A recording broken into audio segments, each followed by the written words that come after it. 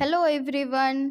आज हम बात करेंगे कोर्ट में गीता, कुरान, बाइबल, जैन अवस्था पर हाथ रखकर शपथ लेने की परंपरा जो है वो कब से है, इसकी हिस्ट्री क्या है, इसकी शुरुआत कब की गई, किस वजह से इसे ख़त्म भी किया गया, इन सब के बारे में आज जानेंगे हम लोग। ये बहुत इंटरेस्टिंग टॉपिक है, तो ध्यान से देखिएगा, इस वीडियो को अंत तक ज़रूर देखिएगा।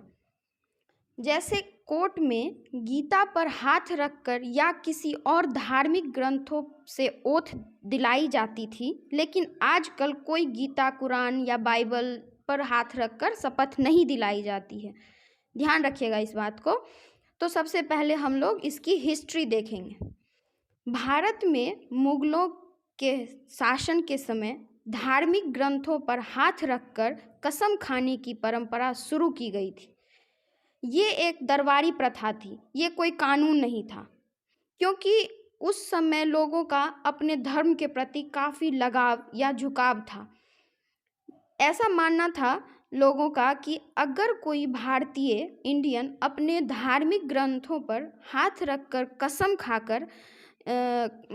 खा रहा होता है तो वो झूठ नहीं बोलेगा, और ये चीज़ ब्रिटिशर्स अडॉप्ट कर लेते हैं, यानी कि उसे अपना लेते हैं, कानून बना लेते हैं।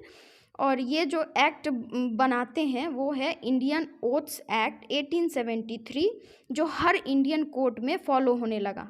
इनफैक्ट स्वतंत्रता के बहुत दिनों बाद तक ये इस एक्ट को फॉलो किया जाता था। 1960 तक इस एक्ट को फॉलो किया जाता था और 1969 में ये सिस्टम समाप्त हो गया, जब लॉ कमीशन ने अपने 28th लॉ रिपोर्ट में ओथ्स एक्ट 1873 में कुछ रिवैम्प यानी सुधार करने के लिए कुछ सजेशंस दिए, और इन्हीं सजेशंस के चलते ओथ्स एक्ट 1873 के बदले ओथ्स एक्ट 1969 आया, जो अब तक फॉलो किया जाता है।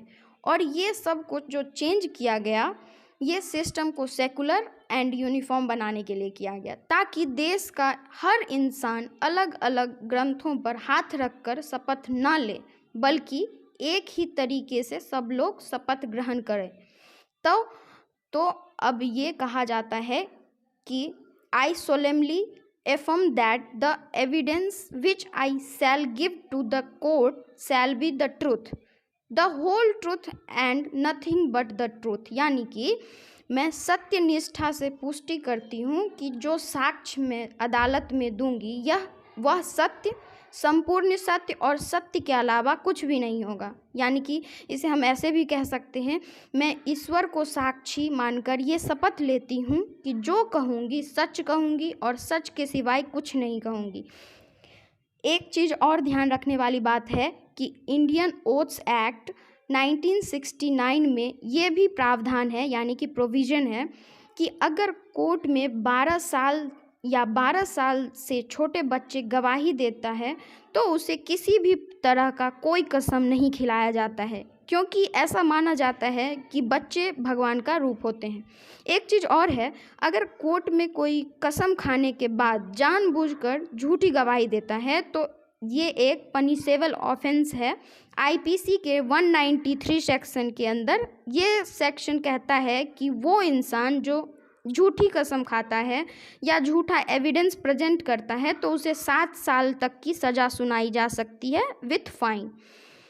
तो ये उम्मीद करती हूँ कि इस ब्रीफ लेक्चर में आपको ओथ्स यानी शपथ के बारे में जानकारी हो गई होगी, और वीडियो अच्छी लगी हो तो लाइक कीजिए, कमेंट, शेयर, सब्सक्राइब करना मत भूलिएगा। तब तक के लिए बाय बाय, फिर मिलते हैं नेक्स्ट वीडियो में। Thank you.